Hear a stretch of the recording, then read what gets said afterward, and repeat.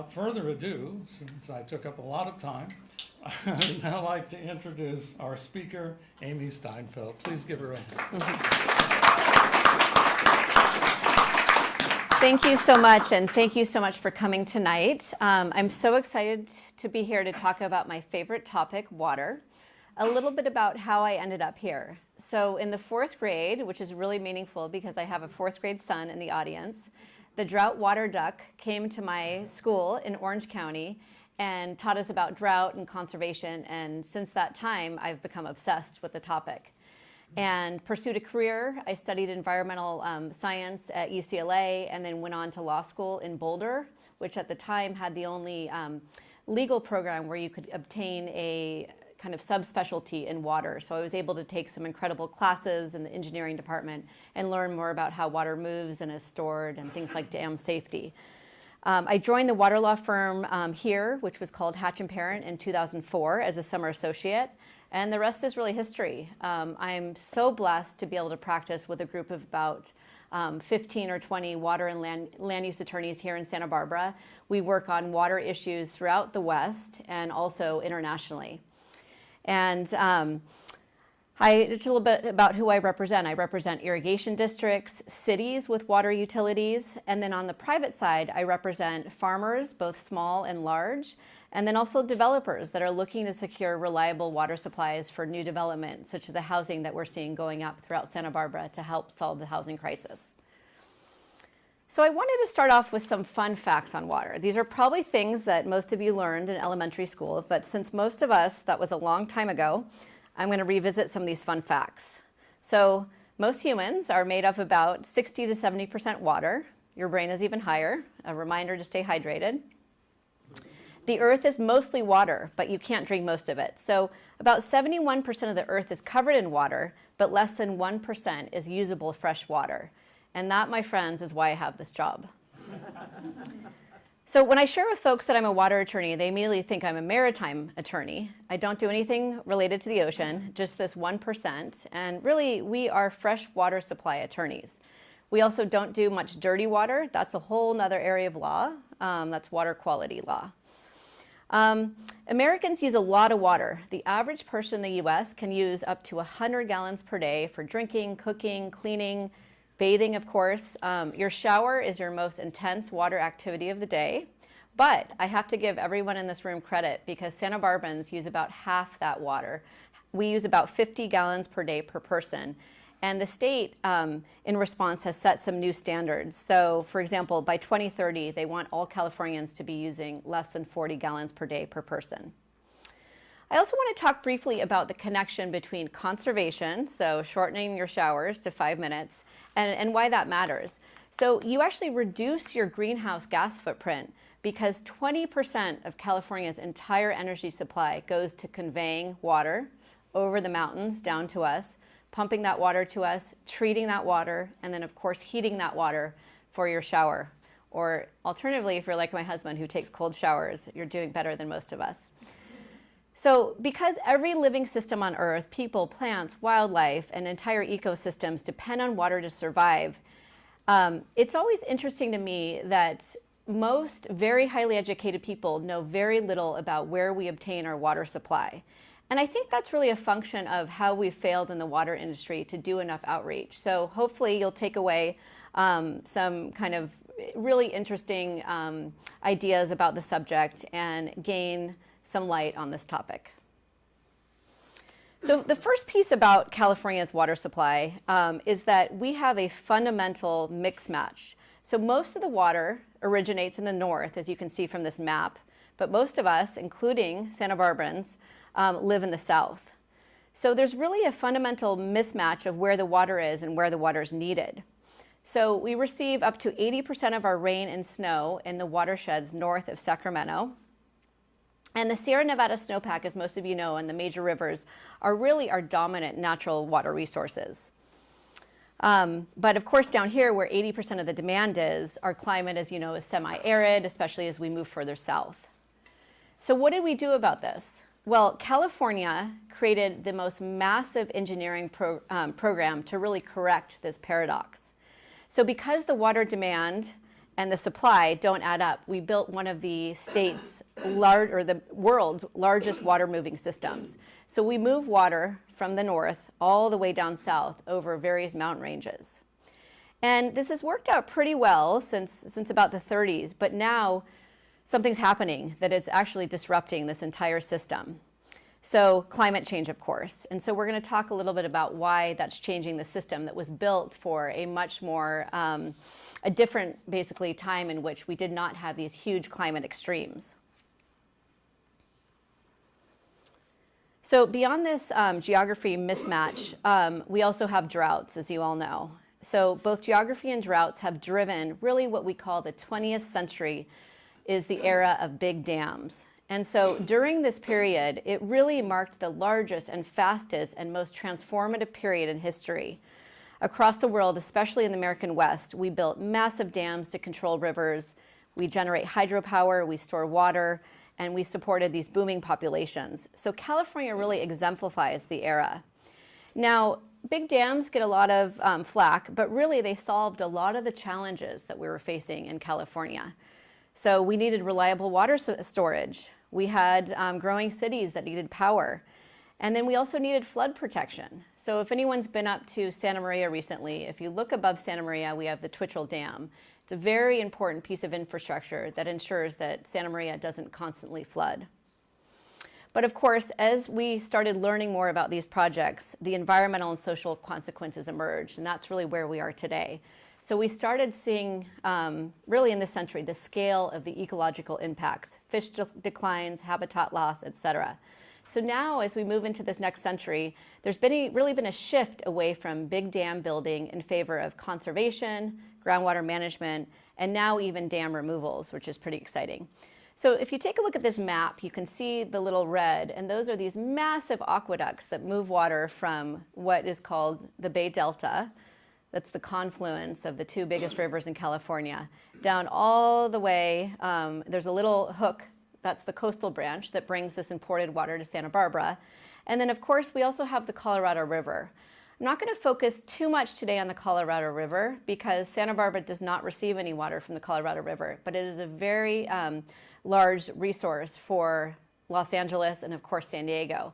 As many of you have probably read, the Colorado River is facing major declines, and so the 7 states that rely on the Colorado River are in big trouble.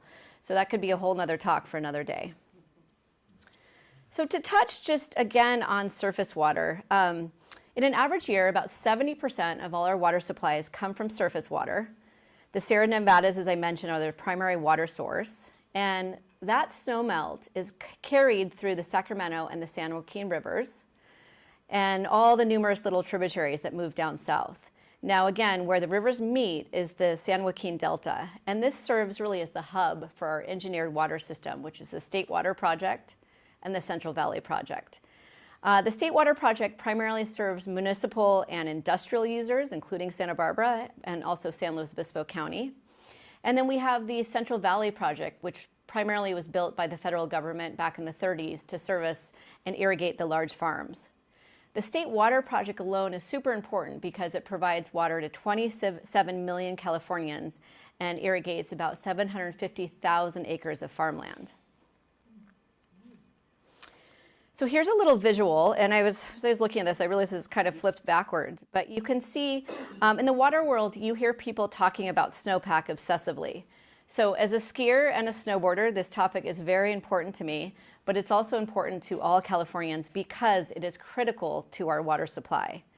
The reason being is that snowpack is California's largest natural reservoir.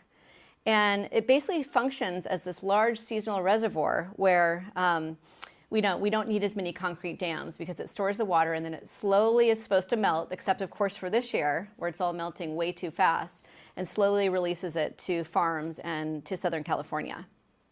The snowmelt provides about 1/3 of our total water supply, and because most precipitation falls at the wrong time, right, when we don't need it, between November and March, and the water demand happens in April to October, the snowmelt and the snowpack really help us get through this period of dryness and stabilizes our system. It also supports some major ecosystem. It reduces pressure on groundwater. But what we're seeing now is that because winter precipitation, like we saw in Tahoe about a week ago, is falling as rain instead of snow, it's really screwing up the entire system. In addition, because the snow is melting earlier, our systems cannot capture all of this runoff. So as a result, huge quantities of water are running off too quickly into our ocean, where essentially it's wasted and we can no longer capture it. So we're starting to see California try to grapple with this. What are we going to do when we no longer have any snowpack in California in the next 50 to 100 or so years? So we call this the snowpack squeeze. So we have rising demand and shrinking mountain storage. And then next we have groundwater. Groundwater supplies about 40% of California's total water use in an average year, but it's really location dependent. Many of my farming clients in the Central Valley are 100% dependent on groundwater, and it's a super important source, especially as our snowmelt starts disappearing. So what we're seeing now is that the problem is that, especially in the Central Valley, we've experienced what we call chronic overdraft. So the farmers are pumping more water than is replaced annually from, for example, the precipitation and the runoff. So as a result, we're seeing all kinds of what we call in the water industry undesirable results or impacts. So in 2014, the state passed something called the Sustainable Groundwater Management Act. Believe it or not, in many groundwater basins, groundwater was completely unregulated. So farmers could pump as much as they wanted without any consequences. So the state stepped in 2014, and they basically identified basins that they considered to be in trouble. And those basins are now required to get to sustainability by 2040. So a lot of what I spend my time doing on a day-to-day basis is both working with the landowners to help them figure out how this is going to impact their farms and their communities, and then also working with the regulating agencies to set rules that are going to allow these communities to adjust over time.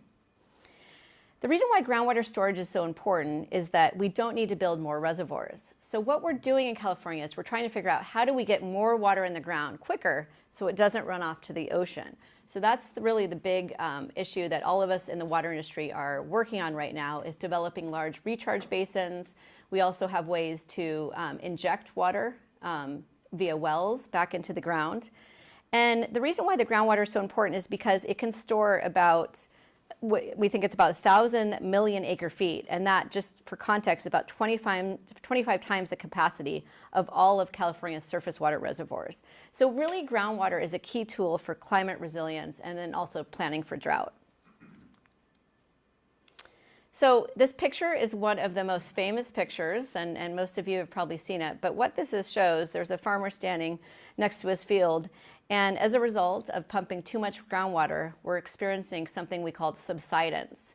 So subsidence occurs when the ground gradually shrinks over time, because when you remove groundwater faster than it can be replaced, it causes the ground to compact and drop. And the reason why this is a big impact and we need to watch out for subsidence is it damages canals, roadways, levees, pipelines, buildings, etc. It can also permanently reduce the aquifer storage capacity. So this is something that the reason why the state stepped in is really to arrest or stop the subsidence that's happening. There's now some really cool tools that we work with where we have flights that are able to take photos, satellite photos and other things, and capture down to literally the millimeter so they can see how much the land is sinking per year. So when I meet people and they find out I'm a water lawyer, they usually get really excited and they want to talk about water rights. But I've noticed when I start talking about water rights, most people check out within about 30 seconds. So it's actually not that exciting, but I don't want to give it short shrift, so I'm going to talk briefly about our dual system of water rights. And again, it's a mess. It's very extremely complex. The water cases that we rely on for precedent were, cases that are over 100 years old, and it's extremely complicated. So this is the reason when I was in law school at CU Boulder in Colorado, my water professor said to me, go to California. Their water rights system is a mess. You're going to have work to the end of time. In contrast, in Colorado, they figured it out. Everything's highly regulated. They have water courts, and there's not the need that there is for water experts that we see here in California. So what's really interesting about California water law is that most of it comes from the English common law doctrine of riparian rights that was adopted back in 1850. Riparian rights mean if you own land, for example, if you own a ranch up in the San Ynez Valley and the San Ynez River runs through it, you have the right to take that water, apply it on your land. You can't move it off the land. As long as you apply it to reasonable and beneficial use, it's yours. It's your water right. So if you think about where our law came from in England, there was rivers and creeks and streams everywhere. It made a lot of sense. Well, what happened when the miners showed up, the gold miners in 1949? There was huge water disputes, dangerous water disputes over water. And they quickly realized that the system of riparian rights didn't work. The reason being is that the gold was often found, miles away from the stream. So they were diverting this water, taking it away and out of the watershed, and applying it to use because they were doing hydraulic mining. So they had to use water to essentially extract the water from the mountains, extract the gold from the mountains, and then also clean the rocks and whatnot. So it was a highly intensive process. So they developed something called first in time and first in right. So you would just literally stake a claim, and as long as you were using it, it was yours. And that is called an appropriative right. This drives some of my clients crazy because basically what it means today, it's also applied in other areas of law. If you are new to the game, you have a very junior water right, even if the senior water right is using too much water in your view. So what happens is we have this dual and conflicting system of water rights that we have to deal with on a daily basis. There's also something, what's interesting is that the California Constitution actually mandates what we call reasonable and beneficial use. So all water rights, whether it's you have a right to groundwater, a right to surface water, a right to a spring, you must prevent waste and ensure that water serves the public interest and that you put it to reasonable and beneficial use. So we hear this doctrine coming up a lot when people are wasting water. In addition, what this means is you don't actually own the molecule of water. It's called, and this is a really strange term that we throw around, but it's called a usufructuary right. You actually have to put the water to use. So you don't own a particular molecule, but if the water is running through your property, you can take that water and apply it to use. California also recognizes pueblo rights. The city of Santa Barbara has some really old historic pueblo rights, Federal Reserve rights. So for example, when the federal government creates a new base, such a Navy base, they reserve water rights for that purpose. And then there's also groundwater rights that are governed by similar doctrines. So that's, I think, enough for today. If you have any questions and you really want to geek out over water rights, feel free to give me a call. So you can't talk about water in California without talking about agriculture. Agriculture, I think this number is probably a little inflated. I think with all the conservation measures, probably most farmers are using about 75% of developed water in California. And then the rest is going to municipal and industrial use. So the reason why, big ag and small ag uses so much water is that we produce, more than 400 different crops. We supply nearly half of the nation's vegetables and over 3/4 of its fruits and nuts. So while big ag gets a really bad rap, they are truly feeding our nation and providing fruits and vegetables to places like New York when they don't have access to fresh fruits and vegetables. So it's always hard for me when you hear the farmers getting blamed for all the ills in California because we truly are the breadbasket. So some of the top commodities, dairy, we grow most of the world's almonds and pistachios. We grow most of the nation's grapes. Most of the wine grapes are actually exported. Of course, cattle, what does cattle need to grow? Alfalfa. Hay and alfalfa use a huge quantity of water. Lettuce, strawberries, here in Santa Barbara County, strawberries are a multi-billion-dollar commodity. Same thing with Ventura County. But there's a lot to be proud of in California. California is the organic agricultural leader. Nearly half of our farmers are now using high-efficiency irrigation systems.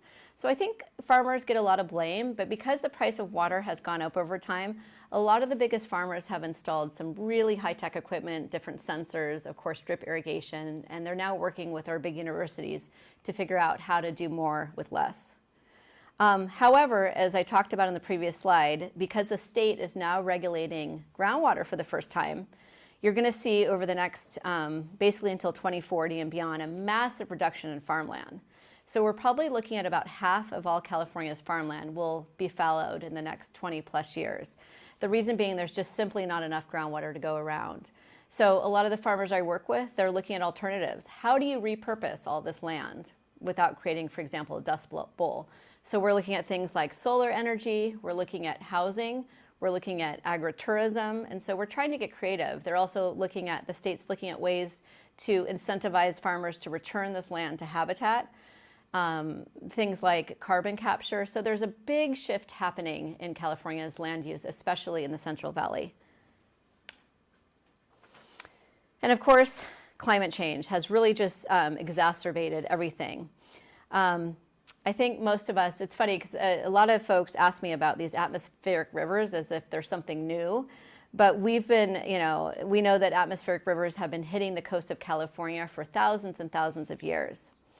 In fact, scientific sediment records shows this activity going back at least 3,000 years. And the earliest documented event in written history is like the 1961 flood. But I think the media just picked up on the term atmospheric rivers, and it's kind of sexy. So everyone's talking about it. But what is it? It's basically just a long, narrow band of extremely moist air in the atmosphere that transports huge amounts of water that then drop on California in the west and make these kind of intense landfalls. So as I talked about previously, the problem is all of our water systems were built assuming a more stable climate. And so this combination of highly variable precipitation. So I don't know how many of you, I'm curious, grew up in California. I think probably most of you. So I remember growing up in Orange County, and you might get, 10, 12, 15 days of rain, there's sprinkles here and there kind of spread out throughout the season.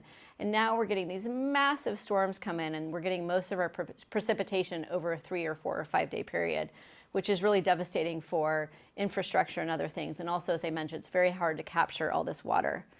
So what we're going to see is just this more variable, more dramatic swings between hugely wet years causing floodings and all kinds of things, and then deep periods of dry drought. So we call this climate whiplash, and we can expect more of this. And then, of course, there's fires. And what do fires have to do with water? Actually, a lot. So wildfires don't just destroy entire landscapes, but they also affect water quality, water quantity, and then they destroy functioning watersheds. So a lot of science is going into how do we solve this problem through thinning forests, and how do we keep our watersheds healthy. So to touch on that, we have a lot of problems in the water industry. Chronic shortfalls. The State Water Project and the Central Valley Project can't meet actual deliveries. A lot of that has to do with environmental regulations that were placed on the contractors in order to preserve fish populations. We have, of course, growing populations. And then also the big one is really aging infrastructure. I saw a recent report that says we need about $1.5 trillion in investments into the water industry in the United States to fix these old pipes that are leaking and causing all kinds of issues. So what are we doing? It's not all doom and gloom. There's a lot of really exciting both new technology and new ideas going into the water industry. Groundwater management, as I mentioned, is finally taking hold. People are recognizing that we need to store more water underground so we don't have to build more dams. We also have a lot of water districts are modernizing their water delivery systems to stop leaks. We are also planning for a changing climate, and then locally expanding groundwater, expanding recycled water usage, stormwater capture, regional storage, working together so all the agencies can try to plan for the future. And then my favorite one, direct potable reuse. Curious if anyone knows what that is. It's also called toilet to tap. So it's basically right now we do not treat most of our wastewater to a standard that we can obviously drink. But that's something that I'll touch on at the end because it's probably the most exciting technology. And these rules recently came into place to allow different water agencies to actually do this. And then there's also a recognition that we need to restore watersheds and habitat. And so we're seeing dam removals such as on the Klamath River. So there's a lot of smart people in California and in the West working to how do we figure out how do we solve these issues together. So I'm going to touch now on Santa Barbara's water resources. First, some good news. Santa Barbara has one of the most diverse water portfolios in California. We have Lake Cachuma, we have groundwater, we have the State Water Project imports, desalination, and of course recycled water. I think this graphics is interesting because I represent a lot of housing developers. We hear a lot of folks concerned about building in Santa Barbara, and especially on the Central Coast, because they have concerns about water use. So the first question is, how are we going to ever accommodate more people when we always are in a period of drought? So the reason being I wanted to share this chart is it demonstrates back in the late 1980s, we actually used over 16,000 acre feet per year. Since then, we've added 10,000 people, and our water use is about half. So this has been a significant reduction in water use, and it's really due to a shift in community conservation ethics, the adoption of high-efficiency appliances. If you've built a new house or had to remodel a house, you'll see that you have to install very efficient fixtures, and really a transition. The big one was a transition to drought-tolerant landscaping and tiered water pricing. So the way that water is priced now, there's a base allocation for health and safety, but if you use more than that, you're going to pay. And that's been really effective at reducing municipal water use. So go California, go Santa Barbara. We've really done our part.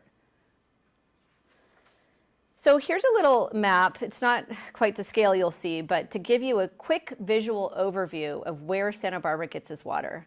So as I mentioned, it's a very diverse supply. In fact, I think it's the most diverse supply definitely on the Central Coast, if not in California. So I think we can all be proud if we live in Santa Barbara to share in this resource that continues to diversify.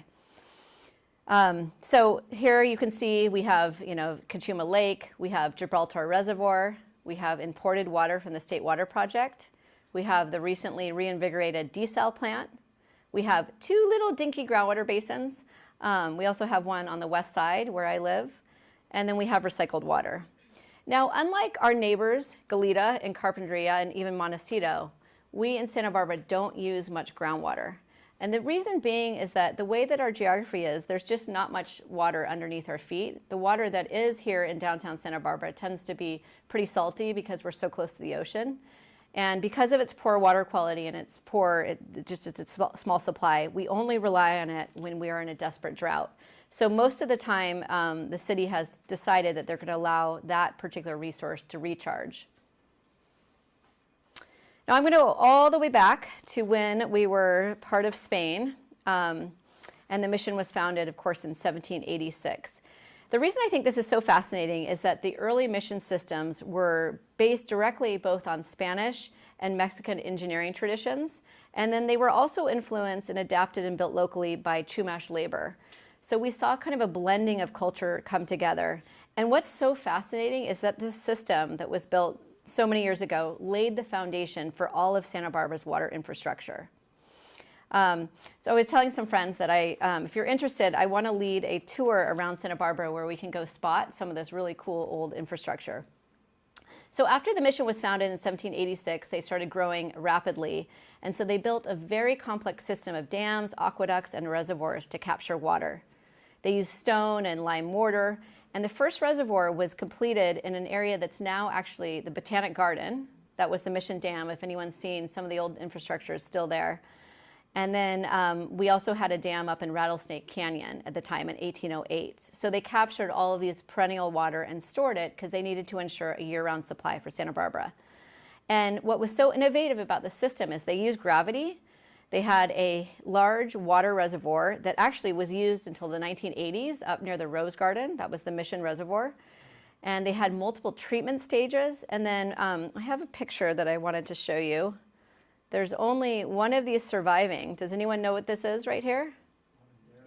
Exactly. It was the lavanderia, which was used to wash clothes and other things, and it still remains today. It's one of only 2 remaining structures of its sort. So here is a little map. You can kind of see how the system worked. And they also had a really interesting charcoal filter house that they used to filter the water before it was used for drinking. They even powered a little mill down here, so it was a pretty complex system. So again, if you go to the Rose Garden, you can kind of still see Santa Barbara's old reservoir, the aqueduct, and some of the filter house pieces, along with the grist mill and some old pottery from that era. Now, the reservoir itself, it was pretty tiny, so it could hold about 1.5 acre-feet of water. So this is small compared to what we see today. So this is a little diversion, but for those of you who are interested in Santa Barbara history, I'm curious how many of you have heard of the Veronica Springs bottled water? Okay, quite a few of you.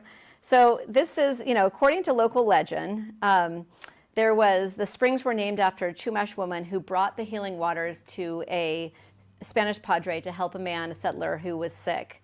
And when this woman was baptized, she took on the name Veronica, and the springs were named in her honor. So this little region, there's currently a street in Santa Barbara called, Veronica Springs. It's kind of by Modoc. And so this water was really interesting. There was a bottle found recently that was unopened, and some chemists were able to test the water, and they saw, in fact, it was really high in magnesium. So it was touted, of course, kind of snake oil, but it actually had some properties. It was used as a laxative. It was marketed as a cure for everything from arthritis to gout. And what was so important about this water supply, it was actually shipped all over the nation. And so folks started associating with Santa Barbara with the healing waters and wellness and resorts and tourism. So it really was kind of our first marketing opportunity. So the brand Veronica Springs was actually launched in 1885. And in the 1910s, it reached peak popularity. So if anyone is looking to give me a Christmas present, I am seeking one of these bottles. You can occasionally, I think, find them on eBay. Here, I just wanted to show you some of the fun ads, and you can kind of see, marketing has always sort of been, whether it's today, back then, or Instagram, you can see that they have these little testimonials from people, which are kind of fun to read. So now on to when Santa Barbara really started to modernize its water supply. So the city identified the Santa Ynez River as a long-term solution because it was a different watershed, it was a large river, but of course they had no way to get that water to Santa Barbara. So in 1903, there was a really adventurous USGS engineer named Lippincott who started kind of running around the valley, and he purportedly was chasing after a lost mule, and he stumbled upon an area where we currently see Gibraltar Dam. I don't know how many of you have been up to the dam. If you basically go north, it's about 8 miles above us. It's very hard to get to. I tried to get my husband to drive me there the other day, but it was going to take us hours. A lot of the roads are closed, apparently. But this particular reservoir was fascinating. The tunnel, in order to transport the water from all the way up there, was a massive undertaking for its time. So they were able to bore a 3.7-mile tunnel through the mountains under La Cumbre Peak. And it was so precisely engineered that when the two ends met, they were only off for a few inches. And so this was really a huge turning point for Santa Barbara because we were able to link our coastal city to a completely different watershed. And this really provided the stability needed for Santa Barbara to expand at that time into a modern Mediterranean-style tourist destination, and saw the growth of a lot of infrastructure at that point. We actually still use this dam and reservoir today, but it's only, it's about nearly 5,000 acre feet. But the problem is so much sediment has built up that it's over time going to become unusable unless we take the time and actually desilt it, which is a very expensive endeavor. So around that time, we saw the Samarkand Hotel popped up. And the reason why I highlighted this is that it was actually earlier a boys' school. And there was a feature where they had an artificial lake with a map of the world. And this allowed the boys of the boys' school to sail the world oceans in these little tiny boats. And I guess they even had some smoking volcanoes and running rivers. So this is just a fun little piece of the history. After Hopkins, who was a pacifist, was imprisoned in 1918, his mother took over, and she opened the hotel at the same site. And she actually installed these terrace gardens and this beautiful lily pond that we see here. So next, we're going to talk about Lake Cachuma. And Lake Cachuma is really the result of decades of political struggle, federal investment, and engineering feats. So this is massive compared to the size of Gibraltar Dam. I found this great photo, which is an aerial photo that we don't usually see of Bradbury Dam, so you can see some of the infrastructure here. So basically, in the late 40s, the South Coast was suffering another drought, so you might start to hear some trends here. And they had projected that the Gibraltar Reservoir was going to run dry by 1948 unless either the rains came or they did some massive engineering. The problem was Lake Cachuma at the time was owned by, the land underneath was a pretty large ranch, was owned by a man named Mr. Welch. So he was not happy when the federal government identified his ranch as an area to be completely flooded. And I hear that during our next drought, we can all go up, and if we hike the bottom of the lake bed when there's no water, you can actually see remnants of his barns and some of his old roads and other infrastructure that is still there that was ultimately flooded. So during 1947, 1948, we were starting to get really desperate. We were rationing water, and we realized that we needed this source. So Bradbury Dam was ultimately built mainly with federal funding. And today it's currently managed by both, basically it's a joint powers authorities from some of the state agencies and also the federal government. So this particular reservoir holds nearly 200,000 acre feet of water. Now, I've been talking a lot about acre feet. I should have defined it. So in the water industry, we don't talk about water in terms of gallons. We talk about acre feet. So an acre feet is exactly what you would think. You take 1 acre of land and you fill it up with 12 inches, and that's an acre feet of water. So what is 200,000 acre feet of water? It's enough water to fill the Rose Bowl about 60 times. So it really is a massive storage project and has gotten us through many, many a drought. So this is what Cachuma looks like today. It's full. It's a gorgeous site. And many of you may have read this independent article, but some of the supervisors are trying to figure out if they can allow swimming in this reservoir. So they're starting to undergo the process. It's difficult because this treatment that is done after the reservoir is not at the level it needs to be if we're going to have human contact, but they are looking into it. So stay tuned. We all may be going for a swim in the next 5 to 10 years. So here's some fun facts about our biggest water system. Cachuma means clue or mark left by the hand. It's a large recreation hotspot. I know some of us went up there for Karen's birthday to take a little pedal boats out. It also supplies water. It supports ecosystems. In 2006, there was a major seismic retrofit, and it continues just to be a huge part of our water system today. And, you know, I was thinking about today politics and power and what happened back then after the gentleman who owned the land underlying the dam got really upset when he realized that his land was going to be flooded. Now, he did get paid fair market value, right?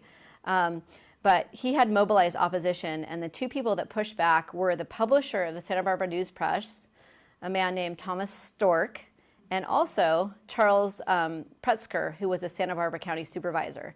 So their political influence really helped override this opposition. And the voters who approved the Cachuma project, they approved it by a margin of over 75%. So it was hugely popular. Now, getting the water wasn't so easy, and I've had some fun discussions with my son and husband about this. The tunnel that was needed to be drilled was so dangerous during construction that it was nicknamed the snarling, vicious tiger. So the reason being is that it was filled with really, really hot water, and it was so hot that the fully clothed workers had to be transported into the tunnel via basically a small mining cart that was filled to the brim with cool water, like a bathtub. And that's how they were able to get these folks in there. But there was all kinds of issues. The superheated water would gush back out at a pressure of 9,000 gallons a minute. The temperature in there was over 107 degrees, 100% humidity. There was clouds of toxic gas that they hit. The air, smelled of sulfur. So it was not the type of working environment. And it was so famous, these working conditions, that apparently they did a story in Life magazine about the trials and tribulations of drilling this hole. So they were finally able, it took longer than they wanted, but it took them about 6 years to get through this mountain. And when they finally did, it was a success. Now, this particular tunnel also hooks up to the South Coast Conduit, which brings water to all of our communities down south. So here's a great picture I found of some of the drillers heading down for their day of work. Okay, so next we'll talk about desal. This is a really interesting story. So our current desalination plant provides about 30% of Santa Barbara's entire water supply. It was originally built basically in the 80s after an emergency drought. It was built in only 2 years because, again, Santa Barbara was about to run out of water. So at that time, Kachuma was empty, and they needed to turn to the ocean. So the plant itself can actually, if it's built out, can provide all of Santa Barbara's water supply. But the problem with desal is that it's an extremely energy-intensive process. You're basically shooting water at high speed against membranes to trap the salt. And so the cost is pretty high. It costs about $3,000 per acre foot in order to produce this water. So we built it, and it only operated for 3 months, actually, in 1992, because we received rain in what was called the March Miracle in 1992. So they shut it down, and it was basically mothballed. In order to recoup some of the money, because it was a very expensive piece of infrastructure, they sold off these membranes, which at the time were state-of-the-art, to, guess who? Saudi Arabia. Yeah. So they were able to get some money back for the Santa Barbarans, and essentially it was completely closed up. No one set foot in it. And then it was reactivated in another drought back in 2015, and it became fully operational in 2017. If you live in Santa Barbara, you're probably receiving some desal water, which is frankly nice. It's really softened our water. So the desal water, when it comes out, it's so clean, they actually have to add minerals back. But it's the soft water you kind of see. If you ever take a shower on the East Coast, you'll notice the quality difference. So it's done a nice job in helping to reduce some of the buildup that you see in appliances and things like that. So desal is very controversial, and the reason being is there's concern about the brine. So what do you do actually after you obtain all this discharge? So you have fresh water, and then you also have the brine. So the brine is actually shot back out to the ocean. And what they do, they actually blend it with our treated wastewater so that it's not as salty and it doesn't create these dead zones off the coast. The technology for desal has really evolved. This new plant and the new technology, it's about 40% more energy efficient than we saw in the older plant. The city continues to look at ways to essentially run the desal plant with clean energy, and once we figure that out, it really truly will become a clean source. Desal is you would think that we would see more desal along the coast, but the Coastal Commission has passed difficult regulations. These projects are extremely controversial. Environmental groups tend to fight these desal plants because of the energy use and potential impact on ocean species. But I would say the technology's come a long way, and I think we will see more of these in the future. Lastly, we have recycled water, the famous purple pipe that you see running throughout Santa Barbara.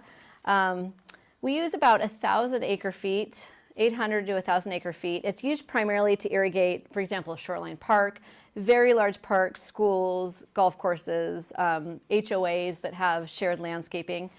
The problem with recycled water is that you need a separate system, right? So you need both a potable system, and then you have to install purple pipes. So if you're building a new home, for example, it would be cost prohibitive to hook your system up to the main recycled water line. But the city continues to expand its use, and hopefully one day we will stop sending treated wastewater out to the ocean and start actually putting this all to use. So just to recap, here's a nice little map from the City of Santa Barbara website, and it really illustrates, I think, in one page, we have our state water project, which is our imported water from the Sierras. That ends up in Lake Kachuma, along with Santa Ynez native supplies. And then we have upstream, we have the Gibraltar Reservoir. And that water comes through to Santa Barbara, as I mentioned, the Mission Tunnel through Tecolote. And then we have kind of a regulating reservoir, the Laurel Reservoir. The water is then treated at Cater, which is downtown. And then, of course, it's served to all of us. And then here you can see also our recycled water plant, which is near our desal plant. So the infrastructure is right kind of in our town, but I think most of us overlook it. But I think it's important to see this system because our city thought leaders have spent a lot of time ensuring that we are drought proof. So I will end on, toilet to tap. We're always talking about, how do we get new supplies? And I'm proud to be from Irvine because they actually started one of the first toilet to tap programs. They quickly realized that that wasn't good marketing, so we call it New Blue.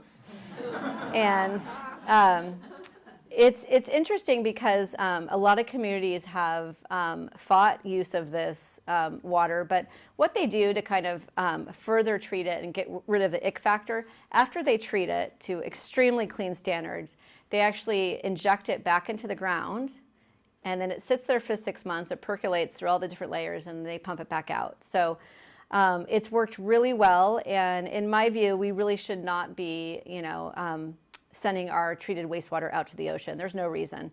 So the city of Santa Barbara has looked at this, and the state of California has passed direct potable reuse regulations that will allow all of our municipalities to implement these programs, but it's also very expensive. And because we have desal, the city of Santa Barbara, it's probably in our future, but not for several more years. In contrast, Ventura and Carpinteria, they are both moving forward with some very large DPR, direct potable reuse programs. So I think it's something to watch. So with that, I hope you have learned about kind of where water comes from, what the major issues are facing California, and then what we can all do to further educate ourselves. For those of you who want to learn more, I highly recommend the book Cadillac Desert. It's an older book about California's water supply by Mark Reisner, but it's still really applicable today. And I'm happy to answer any questions.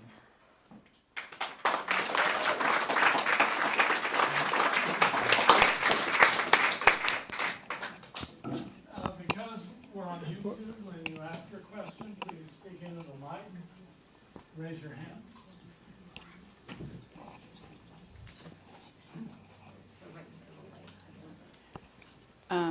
Hi, thanks so much. It's really a great talk.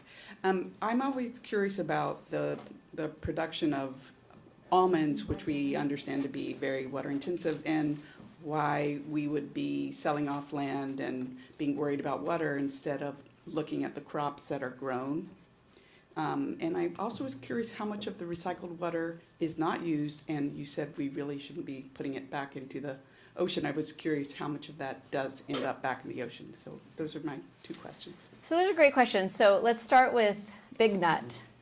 So nuts have taken over a lot of California's farmland, and the reason being is that they're high value crops.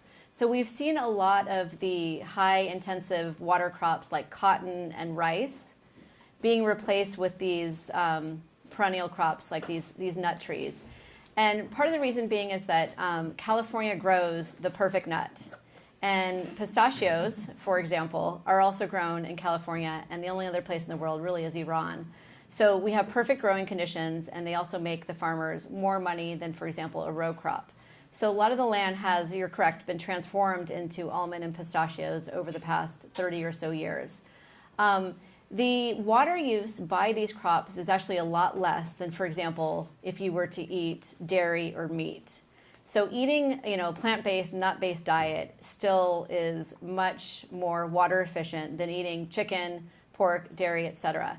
So they do use a lot of water if you look at sort of the overall water demand in California, but part of the reason is that we're growing the world's nuts. So that is, a question. Why can't we take that water? Water is very expensive to move, and the water being used by those farmers is generally in the ground. So it doesn't make sense in most instances to import that water further into other kind of municipalities, right? So what we're seeing, though, with Sigma is that we're seeing thousands and thousands of acres of almond trees being pulled out right now because they simply don't have the water to support that use. And then also, the water used for those crops tends to be pretty low quality. So those nut trees can support a lower quality water than we would need, for example, here in Santa Barbara. Your second question related to recycled water. Yeah. So there are thousands and thousands of gallons that are being discharged out to the ocean every single day along the coast by most water districts. And the reason being is to treat the water from secondary, where it can be used legally to apply to irrigation, to tertiary, it would require massive upgrades to these water treatment plants. And it is extremely expensive to get this last little stuff out.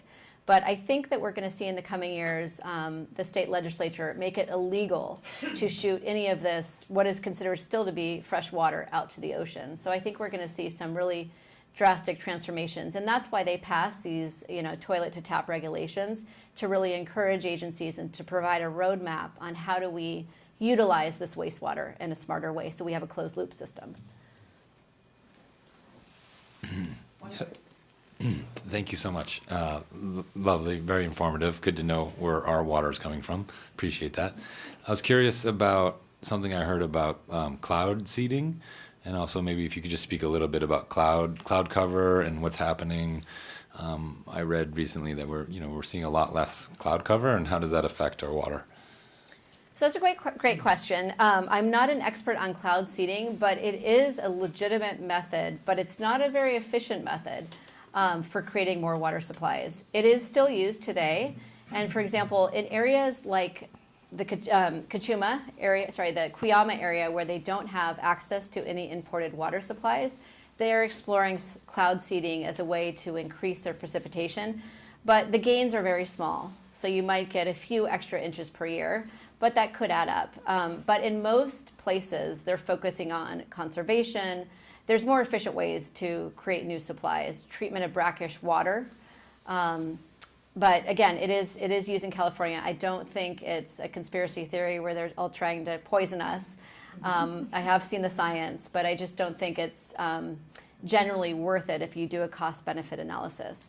As far as cloud cover, that is devastating because we're seeing, for example, with this incredible heat wave that we received in March, we're seeing these areas and these habitats and these farms dry up so quickly.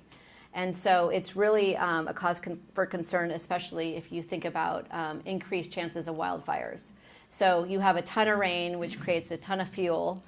You see all these lovely hills filled with all the sage and the beautiful grasses and flowers, but that quickly dries up and turns into fuel for very extensive wildfires. So it's a huge issue. And again, I think the climatologists are still trying to figure out what California is going to look like in the next 20 years because it's changing so rapidly.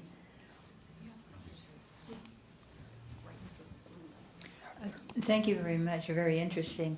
If we're not going to be putting the recycled water out, what are we going to do with the brine that we really don't want to send out concentrated into the ocean? Yeah, so that's a good question, and there are different experts looking at ways. How do you create evaporation so that you can evaporate the water out and then dispose of the brine on the land? There are also ways to create more outfalls so that you're spreading out the brine so that you're not discharging it close to the coast, but you're going 1 mile, 2 mile, 3 mile out. So if you discharge the brine over a larger area, the goal is that you're not going to create these kind of dense, dead areas. So there's a lot of technology to try to address this brine issue from the desal plant, but it's definitely something that we need to continue thinking about. And there still, right now, is enough water to blend our discharge, our treated water, with this. And so there might be exceptions. If the state ever outlaws the discharge of treated wastewater, they may have an exception for blending with the brine from a desal plant so that you create basically a constituent that looks more like ocean water. You mentioned amongst agriculture, if I remember the stats correctly, you mentioned that agriculture uses 80% of our water and almost half of them are using efficient methods. What are the other half doing? So I would say the bigger farmers have had the money to transition. So irrigation systems are very, very, very expensive. So generally only the largest farmers can afford it. Farming is a very, very difficult industry, right? So most of the years the farmers are just getting by. The margins are very, very small. So it's basically the small and medium-sized farms that don't have the reserve to invest in this new technology.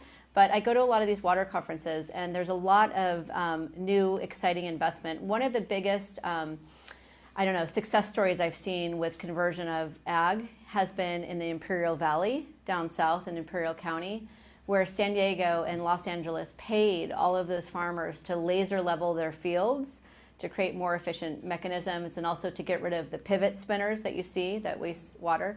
So LA and San Diego paid those farmers millions and millions and millions of dollars to invest in the most efficient irrigation methodologies, and then they were able to utilize that water for the cities. So I think we need to start thinking creatively about how to finance and fund the farmers, and then some of the benefits can be used. It's harder in the Central Valley where they're not as close to population centers. But what we are seeing is with SGMA, the Sustainable Groundwater Management Act, the price of water is going up substantially because these agencies are charging the farmers for the first time to pump water in order for them to manage the basin. So as the price of water goes up, the price of electricity goes up. You need to actually get the water out from under the ground. That can cost up to $200 per acre foot just for the pumping cost. You're starting to see these farmers look at different ways to fund this. We also need to subsidize, I think, their irrigation, especially for some of the smaller farmers. Hi, I think you mentioned that perhaps 50% of the agricultural land in California might go fallow in the coming years. How does that relate to corresponding agricultural production? Does that mean food prices are going to go up equally or are they going to will it become more efficient to produce food, or is there going to be a corresponding drop in the food production? I think a little bit of both. We're starting to see prices go up for food. We're also going to, see a lot of food imported from Mexico, which in my opinion is not the direction we should be going in. However, a lot of these farmers and the scientists that you see, Davis and Fresno State, are working on ways to do more with less. So how do you basically use super high-tech sensors to ensure you're not wasting water? How do you apply each little drip directly into the root zone? So there's all kinds of new technology coming into the space, and they are continuing to find ways to use less water. But at the end of the day, there's going to be a lot of land that comes out of production. Now, a lot of that land will be the lower value crops, and also crops that are water intensive. So, alfalfa hay, we're going to see probably leave, cotton, rice, for example. And then we're going to start to see, the row crops. The problem with the trees is that you can't fallow them, right? With the row crops, you can basically not plant during a certain year if you're experiencing a mega drought, right? So one thing we've seen with the transition to these nut crops is it's a lot harder to plan for these variable weather events. But unfortunately, we are going to see the price of our fresh fruits and veggies go up. And another reason to kind of support local Santa Barbara farmers, I think what we see is that most people don't want to pay the price that it actually costs to produce our food, right? We've been used to subsidize low-cost food over time. So, but I think, we're in California, we're very, very innovative, and these farmers at the end of the day they want to survive. We're also starting to see more vertical technology.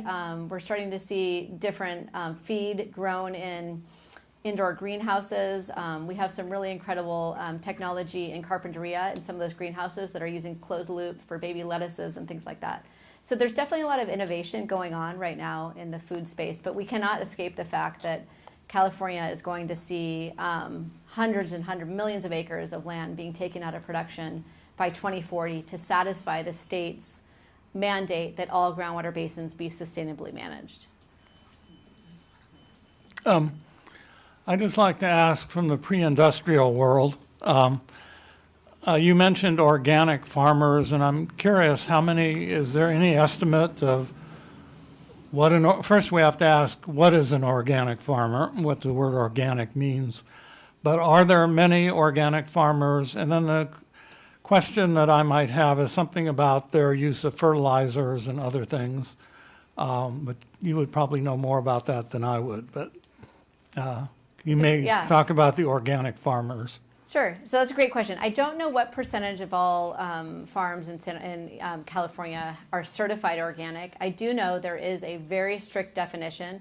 I work with a lot of my farmers. In order to get organically certified, you actually have to fallow the land for 3 years to ensure that before you plant your first crop, you've let the land basically recover and you let a lot of the former pesticides and things like that burn out. And these things are tested. It's a very stringent certification method. There's also a lot of farmers, especially in Santa Barbara County, that don't have the money to get certified organic. So you'll see at farmers market, they'll say pesticide free. They just haven't been able to pay the money.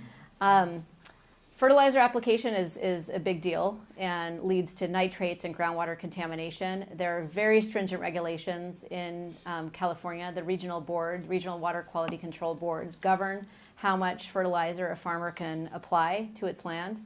So there's a lot of regulation around that. And again, I think a lot of people think these farmers are just pouring on the fertilizer and the pesticides, but that all costs money.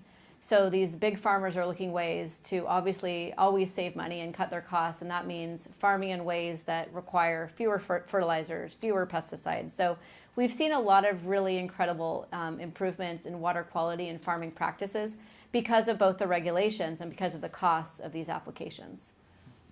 Thank you. I wanted to ask, you talked about Sigma and Kuyama and spraying, and I saw carrots, and that's one of the groundwater tables that's really being, or no, the basin is being really, is one of the worst cases. And yet, the small farmers are disadvantaged by these big farmers, and there's not, is there gonna be regulations about how you use water and don't spray it around, or, you know, how do you look at the problem that that represents? And conflicting ways, the big farmers have made a district, which is compromising the Sigma. I don't know, I mean, I've just only heard about, read about it, but it's a real consternation. So that's a great question, and I'm glad you mentioned Kuyama because most people, even in Santa Barbara, have never been to Kuyama, and I'm always surprised because it's actually part of our county. So I'm actually involved in that litigation right now. I was in court all day on Friday fighting for the small farmers. It's a huge uphill battle. What she's referring to is the Kuyama Valley, which is just directly behind us. The carrot farmers and other farmers have pumped on average about 40 to 60,000 acre feet per year. They have no imported water to rely on, so it's solely groundwater. And the safe yield, the amount of water that can be safely pumped out of the basin, is only 20,000. So those farmers are going to have to drastically reduce the water. So right now we're in litigation over that groundwater basin, but ultimately the court has found that he needs to reduce everyone's use by significant, at least 50%. So that's unfair to some of the farmers that have already been. It is, and that's what I was explaining, and it's been hard to explain this to my very small farmer clients, where essentially the people that are rewarded, and you can, go back to the gold miners, are those first in time, first in right, and the folks that have applied the water to beneficial use. So the people that have been conserving water are at a disadvantage because when the courts look at the baseline water use, they look at your highest historical water use for 10 years before the litigation to figure out what your allocation is. But as a result, there's been some new legislation, and that's what we're debating in court right now, which is to give the small farmers 5 acre feet and not have them be subjected to cutbacks. Now, these are very small farmers. These are people with dry farming and, maybe 100 cattle. But there's really no fix right now for the kind of medium-sized farmers that are pumping in between that amount. So yes, it's going to be very devastating on that community. And unfortunately, the courts and us water lawyers, we are bound by a Supreme Court precedent that has set these laws, hundreds of years before we started practicing. So we don't have much leeway when it comes to determining who gets the water rights. But it is very much based on how much water you put to use historically, as opposed to Wasted it in the beginning so you could get more now. You're not allowed to waste it, but these carrot farmers and alfalfa farmers, they have used water continually for the past 30 years, so they have a very strong historic record. Of abuse, in this case. You could say that. Yeah, well, I mean, Yeah. certainly. I mean, and then the people who are actually trying to be sustainable.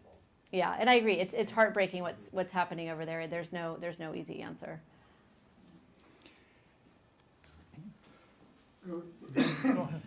I'm surprised you didn't mention the city's oldest water tunnel from 1897, but I know it's not part of the city's water supply, Cold Spring. Can you speak very briefly to 3 different topics? First, that some of our water basins in this state that are the most productive are not where you'd expect them to be, like the desert. Why some of the water basins in the Central Valley aren't really usable anymore. And the largest freshwater lake west of the Mississippi, which is no longer there. Okay, my husband's giving me a run for the money.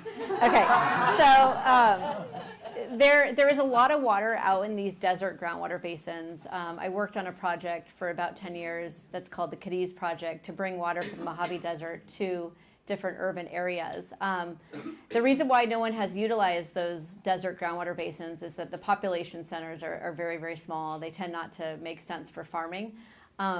In response, because there's so much water stored in the ground out in the Mojave Desert, a lot of those water districts have passed moratoriums on allowing export.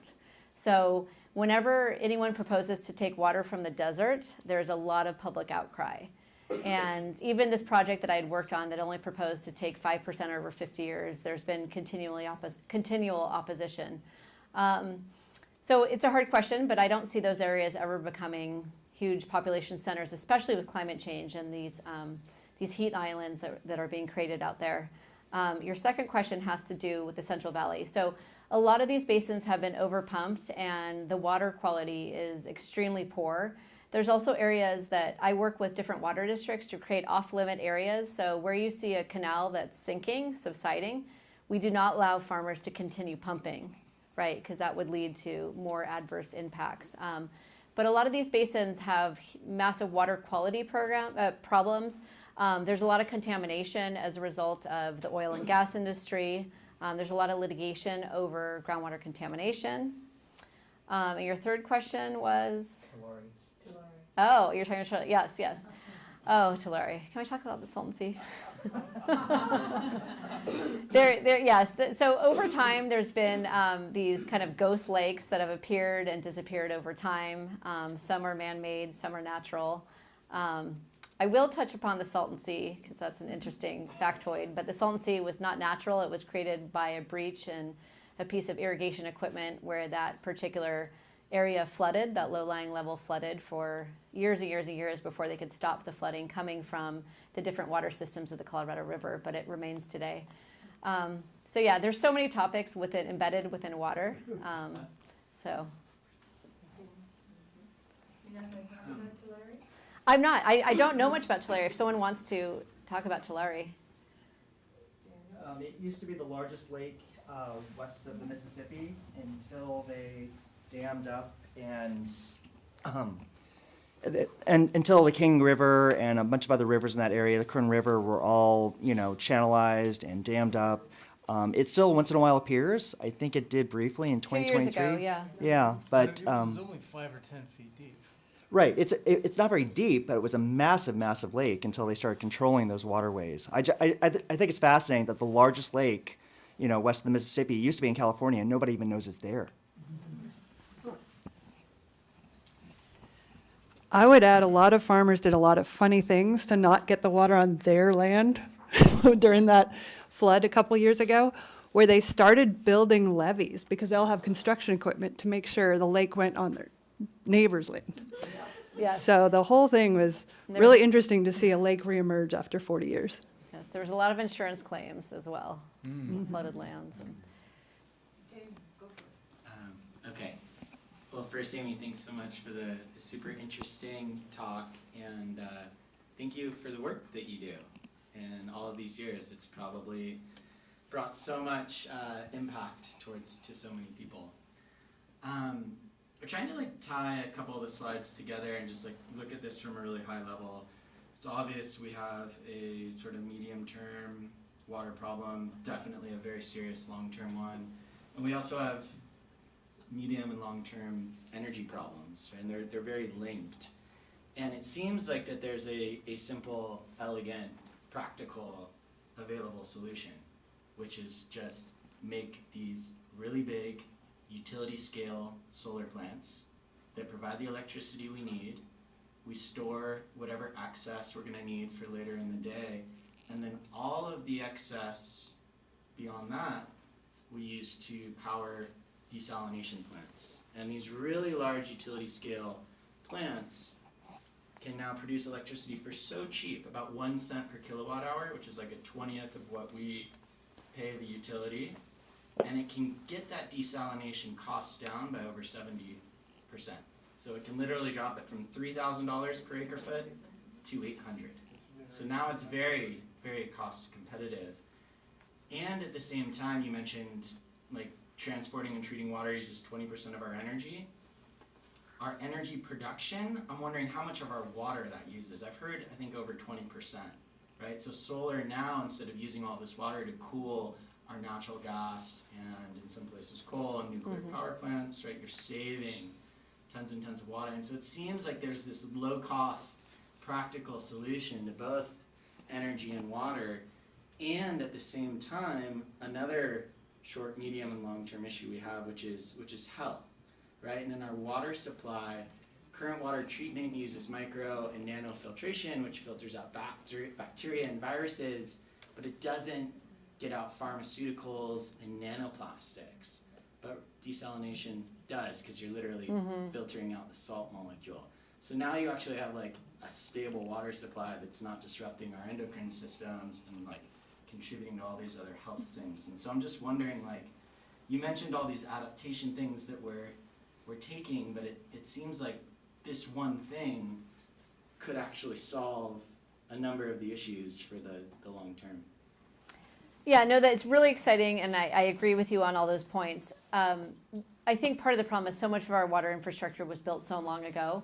What we see in Santa Barbara County and also the Central Coast in general is there's very little appetite to building large solar fields. In fact, our county has not allowed farmers to install large PV farms, essentially. So I think until that changes and we realize that seeing those large panels is actually a good thing, I think that's going to really hurt us on the Central Coast. We have seen the county supervisors start to look at large-scale solar in Santa Barbara County. I think they have a draft ordinance that's out, and they're starting to study this, so we're starting to see some change. We are starting to see a lot of battery storage go up on the Central Coast, which is key to, of course, regulating these renewable supplies. I'm also hearing about different wind projects that are going to be ready for the next administration. And another exciting thing on solar, there are different groups that are looking to, so we have these huge canal systems that are moving water from the north to the south, yet they're open canal systems. So you think about evaporation, the threat of contamination, things like that. So there's different groups looking to place solar panels over the entire canal system that would provide power to those pumps and also reduce evaporative losses.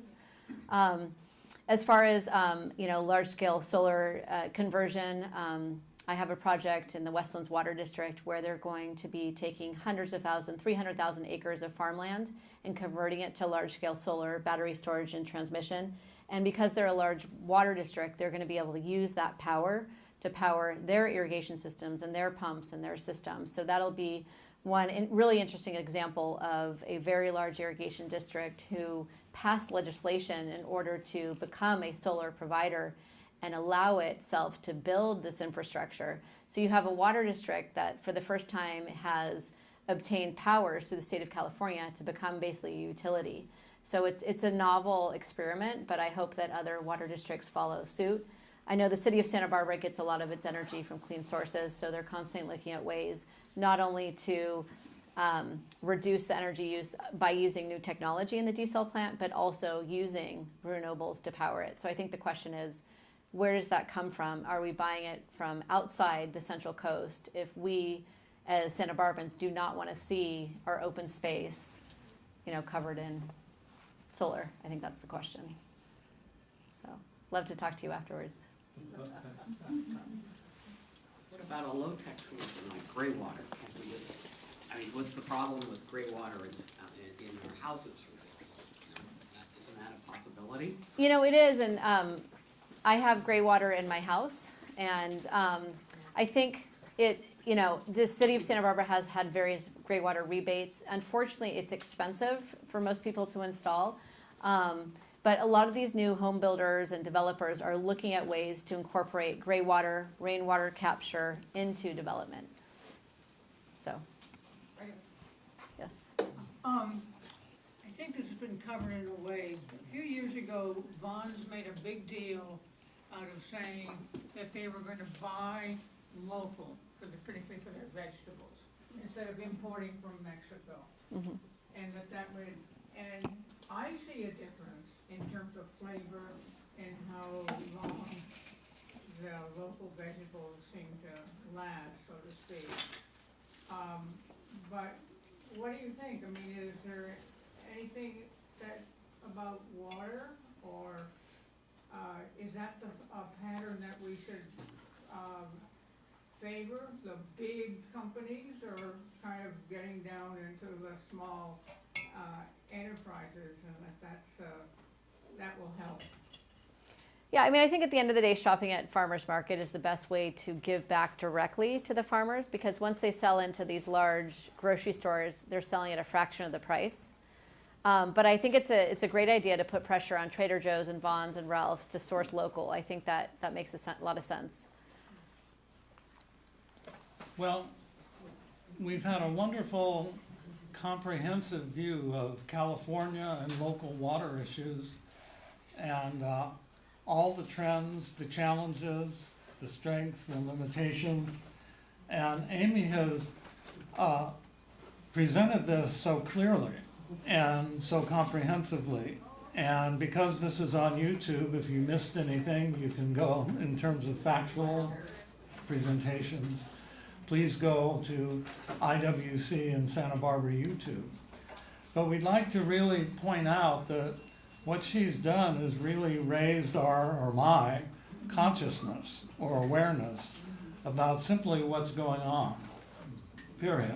Because there's so many things going on, and she's really talked about the interplay of state legislation, different agencies, but as well pointed out real directions for the future. So she's really also given us a path of hope, that we could really look at some of these potential innovations, and while we might be facing limitation, limits are not necessarily just limits. Limits allow us to create and do something innovative and a better use of time, resources, and money for the service of humanity. And I think she's given us some great example and so clear, so patient in answering our questions. And so on behalf of the Institute of World Culture, on behalf of the Salon Series and everyone in the room, please give Amy a real vote of thanks.